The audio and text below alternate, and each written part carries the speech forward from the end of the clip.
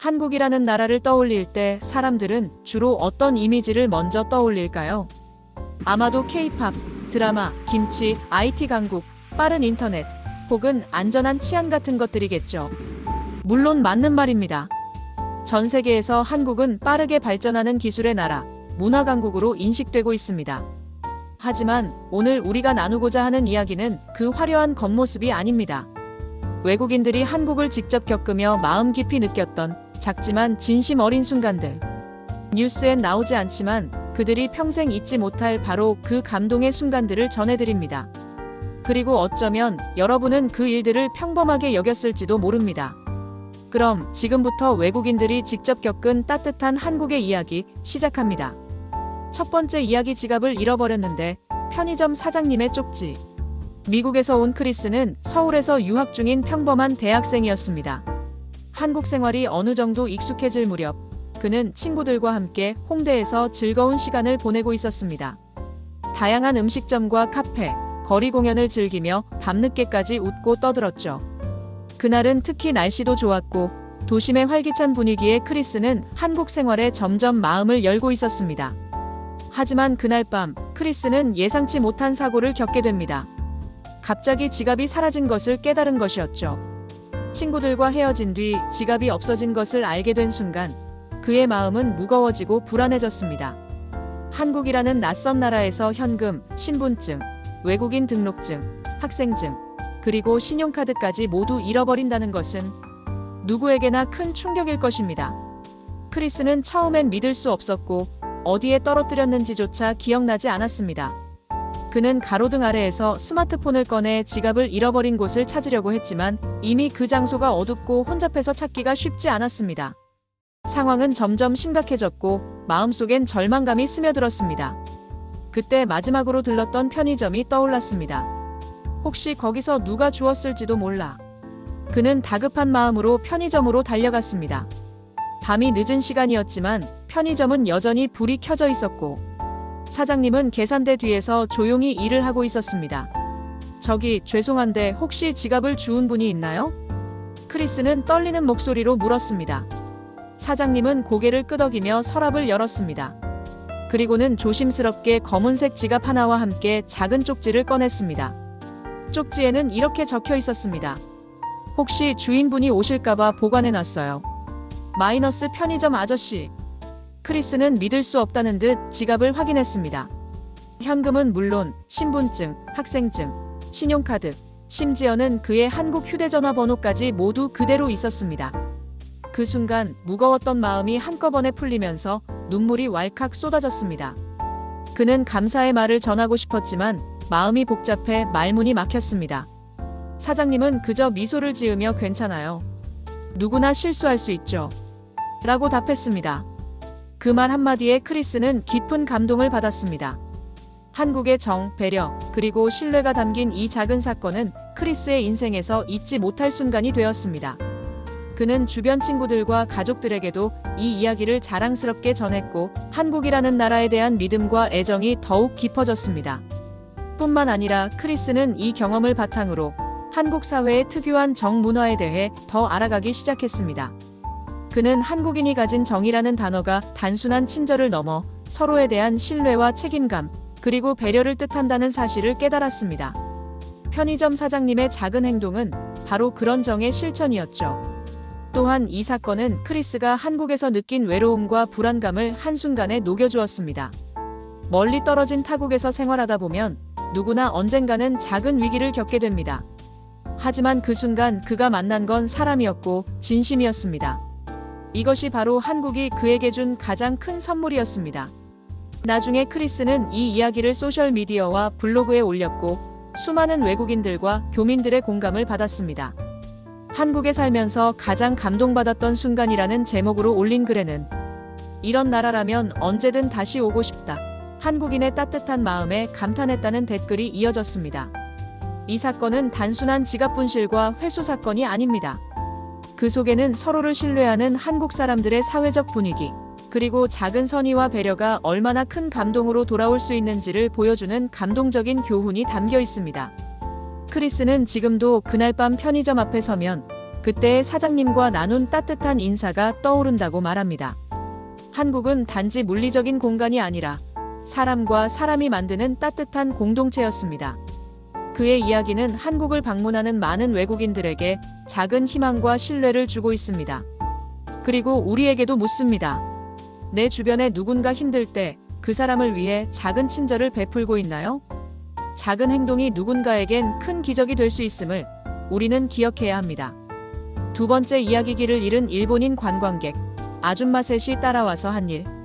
일본에서 온 타카시는 한국 부산을 여행하기 위해 처음 방문한 관광객이었습니다.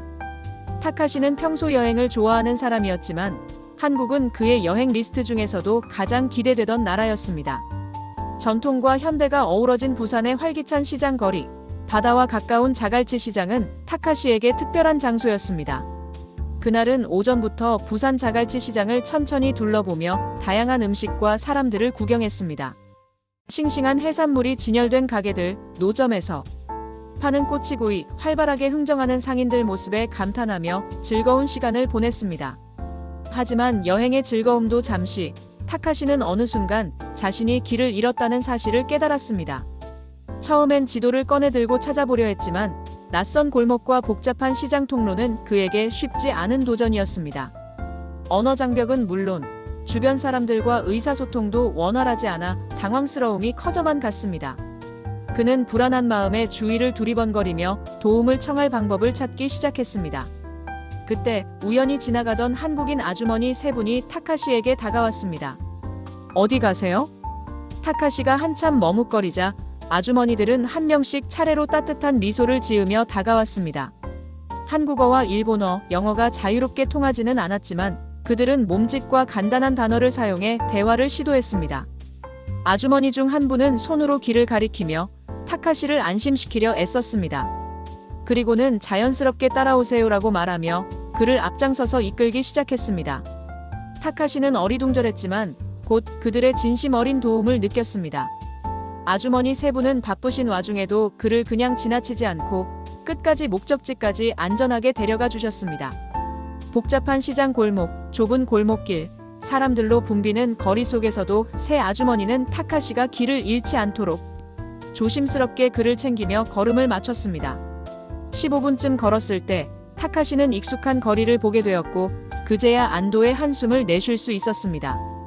아주머니들은 그에게 미소를 지으며 잘 다녀요, 조심해요 라고 인사했고 타카시는 고개를 숙이며 고마움을 전했습니다. 그 후 타카시는 이번 경험을 평생 잊지 못할 이야기로 간직하게 되었습니다. 그는 일본에 돌아가 친구들과 가족들에게 한국인들의 따뜻한 인심과 배려를 자랑했고 여행 블로그에도 상세하게 이 경험을 적었습니다. 처음엔 낯설고 무섭기도 했지만 그날 한국의 정이라는 단어를 몸소 느꼈다. 누군가 모르는 외국인을 위해 자신의 시간을 할애해주는 그런 따뜻함은 일본에서도 드물다. 타카시는 이어서 이렇게 썼습니다. 한국은 단순한 관광지가 아니라 사람과 사람이 정으로 이어진 곳이다. 내가 길을 잃었을 때 그 작은 도움의 손길은 내 여행을 완전히 바꿔놓았다. 사실 이런 이야기는 우리가 흔히 접하는 관광 정보나 광고에서는 쉽게 접할 수 없는 경험입니다. 하지만 바로 이런 사람 냄새 나는 경험이야말로 한국을 진짜로 기억에 남게 만드는 순간들입니다. 이야기를 통해 알 수 있듯 한국인들의 정과 배려는 언어나 문화가 달라도 누구나 느낄 수 있는 진심 어린 행동입니다. 특히 나이 지긋한 아줌마들의 친절함은 한국 사회의 특유한 공동체, 정신과 정서가 깊게 뿌리내려 있음을 보여줍니다.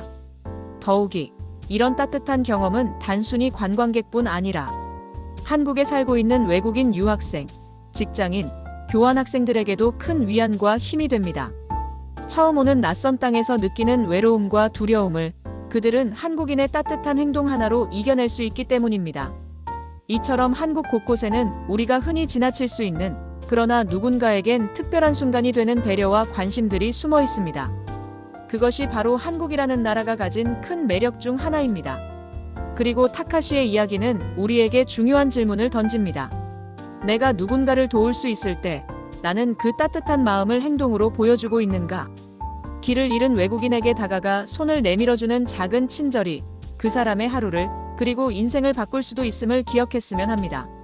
세 번째 이야기 한국에서 신용카드가 안 되자 직원이 보인 뜻밖의 행동.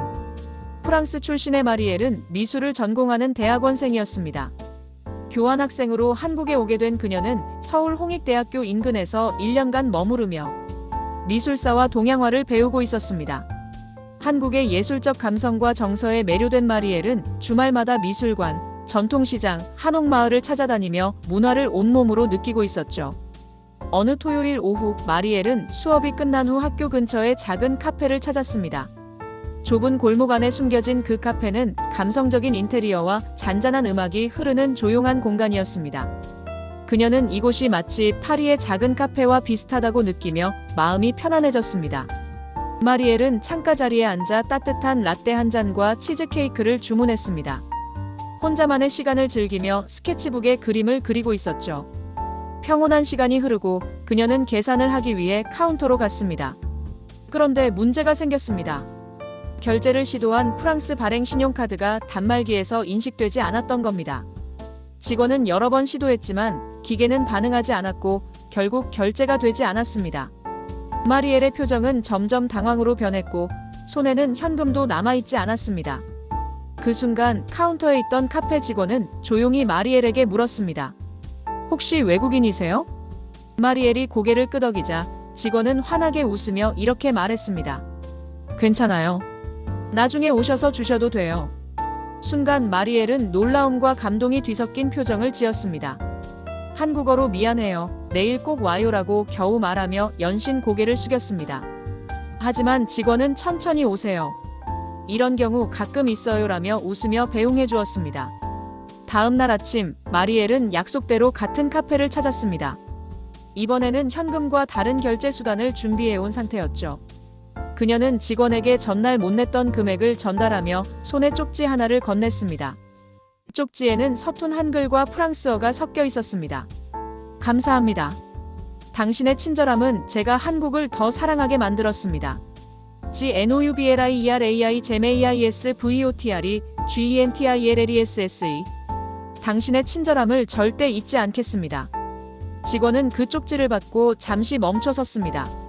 그리고 마리엘에게 따뜻하게 웃으며 말했습니다. 한국의 좋은 추억이 되었으면 좋겠어요. 마리엘은 그날 이후 그 카페를 단골처럼 찾기 시작했습니다. 그녀는 프랑스에 있는 부모님께도 이 이야기를 메일로 보내며 이렇게 썼습니다. 이곳 사람들은 친절을 의무로 여기지 않아요. 그들의 마음에서 우러나오는 자연스러운 배려예요. 이 경험은 그녀에게 단순한 결제 실패 사건이 아니라 한국이라는 나라와 사람들에 대한 인식을 바꿔주는 계기가 되었습니다. 외국에서 생활하면서 느끼는 불편함, 언어 장벽, 문화적 차이 속에서 그녀가 만난 진심 어린 친절은 외로움과 두려움을 녹이는 따뜻한 기억이었습니다. 이 이야기를 들은 친구들은 하나같이 놀라워했습니다. 아무런 보장도 없는데 그냥 보내줬다고? 진짜로 다시 찾아갔다고? 그녀는 웃으며 대답했습니다. 한국에서는 그런 일이 실제로 일어나요. 신뢰와 배려가 일상 속에 녹아 있어요. 이 이야기는 단순한 결제 실패 이상의 의미를 가지고 있습니다. 우리는 흔히 사람 사이의 신뢰가 점점 사라져간다고 생각하지만 이 작은 에피소드는 그 반대임을 보여줍니다. 한 카페 직원의 행동은 단순한 서비스가 아니라 진정한 사람과 사람 사이의 관계에서 나온 배려였습니다. 그 신뢰는 마리엘이라는 한 외국인의 마음을 움직였고 한국을 따뜻하게 기억하게 만들었습니다. 그리고 우리 모두에게 되묻습니다. 나는 누군가의 작은 위기 앞에 어떻게 반응하고 있는가? 친절은 거창한 행동이 아니라 작은 믿음과 여유에서 시작됩니다. 단돈 몇천 원의 커피값보다 더 값진 건 그 순간 보여준 사람의 마음이었습니다. 네 번째 이야기 지하철에서 지갑 잃어버린 외국인에게 일어난 일. 스페인에서 온 대학생 파블로는 서울의 한 대학교에서 교환학생으로 지내고 있었습니다. 한류 문화에 큰 관심을 가지고 있었던 그는 한국에서의 유학 생활을 누구보다도 즐기고 있었죠. 서울의 편리한 대중교통 시스템, 특히 정시성과 청결함이 뛰어난 지하철은 그에게 매우 인상적이었습니다. 그날도 파블로는 수업을 마치고 친구들과 홍대에서 저녁을 먹기 위해 2호선을 타고 있었습니다. 헤드폰을 끼고 음악을 들으며 창밖의 풍경을 감상하고 있던 그는 목적지에 도착하자 무심코 일어나 내렸습니다.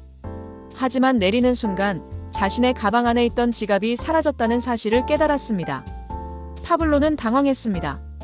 지갑 안에는 현금뿐만 아니라 외국인 등록증, 학생증, 교통카드, 그리고 신용카드까지 모두 들어 있었습니다.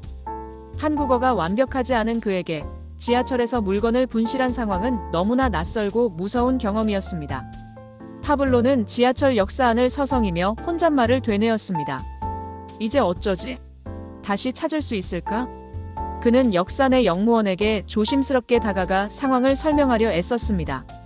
익숙하지 않은 한국어였지만 그의 다급함과 진심이 느껴졌는지 영무원은 친절하게 반응했습니다. 잠시만요. 무슨 일이 있었는지 자세히 말해줄 수 있어요? 영무원은 파블로의 이야기를 차분히 듣고는 바로 상황을 정리해 서울교통공사의 분실물센터로 연락했습니다. 그리고는 파블로에게 조용히 말했습니다. 걱정 마세요. 분실물은 꽤 자주 돌아와요. 특히 지갑은 사람들이 바로 신고해주는 경우가 많아요. 그 말처럼 기적 같은 일이 일어났습니다. 약 1시간 뒤 파블로의 지갑이 2호선 차량 청소 중에 발견되어 분실물센터로 이송되고 있다는 연락이 온 것입니다. 영무원은 파블로를 데리고 해당 분실물센터까지 직접 안내해 주었고 도착한 곳에서 파블로는 잃어버린 자신의 지갑과 재회할 수 있었습니다. 지갑 안의 모든 내용물은 그대로였습니다. 현금도 한 푼도 빠지지 않았고 카드들도 원래 있던 그대로 정리되어 있었습니다. 파블로는 지갑을 손에 쥔 채 잠시 말을 잇지 못했습니다. 그는 주변 사람들에게 고개 숙여 감사를 표하며 반복해서 말했습니다. 감사합니다. 정말 감사합니다. 이런 일은 제 나라에서는 상상도 못해요. 영무원은 웃으며 말했습니다. 한국 사람들, 그런 건 잘 찾아줘요. 다행이에요. 며칠 후, 파블로는 자신의 SNS에 이 경험을 상세히 적었습니다. 그는 이렇게 시작했습니다. 나는 서울 지하철에서 지갑을 잃어버렸지만 한국에서 사라진 것보다 되찾은 믿음이 더 컸다. 이어지는 글에서는 한국 지하철 시스템의 체계적 대응, 영무원의 따뜻한 안내, 그리고 무엇보다 지갑을 발견하고 그대로 돌려준 누군가의 양심과 배려에 대해 감탄과 감동을 담아 표현했습니다. 그는 말했습니다. 물건을 잃은 사람에게 잃어버린 물건보다 더 큰 선물은 사람에 대한 신뢰다. 한국은 그걸 내게 선물했다. 이 경험은 파블로에게 단순한 물건 분실 이상의 의미를 갖게 되었습니다. 그는 이후 한국에 더 깊은 애정을 갖게 되었고 지하철에서 외국인을 보면 먼저 도와주려고 다가가게 되었다고 합니다. 한국의 도시 속 수많은 사람들 중 누군가는 그냥 지나쳤을 수도 있었을 겁니다. 하지만 지갑을 주운 그 사람은 파블로의 하루를 바꿨고 어쩌면 그의 인생관까지도 바꿔놓았습니다. 그리고 그날의 영무원은 단순한 직원이 아니라 한 외국인의 불안과 두려움을 따뜻함으로 감싸준 친절의 얼굴이었습니다. 이 이야기는 한국이라는 나라가 단지 안전하고 시스템이 좋은 나라라는 것을 넘어서 사람이 사람을 생각하는 나라라는 사실을 다시금 일깨워줍니다. 파블로는 마지막으로 이런 말을 남겼습니다. 한국은 지갑을 돌려준 나라가 아니라 내 믿음을 지켜준 나라다.